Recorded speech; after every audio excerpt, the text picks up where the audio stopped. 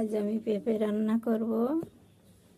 2টা পেঁপে নিলাম, পেঁয়াজ রসুন ঝাল কেটে নিলাম। পেঁপেগুলো প্রেসার কুকারে সিদ্ধ করে নিয়েছি। এবার এই তেলের ভিতরে দিব। আপনারা দেখতে থাকেন। জিরা দিয়ে দিলাম কয়েকটা, পেঁয়াজ রসুন এবার ভালো করে ভাজি করে নিব। তার ভিতরে পেঁপেগুলো দিয়ে দিব। কত সুন্দর ভাজি হয়ে গেছে।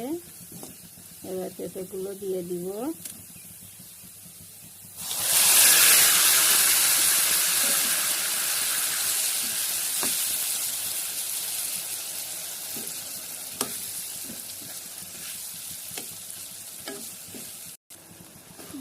হয়ে গেল আমার পেঁপে রান্না। এবার নামিয়ে নিব।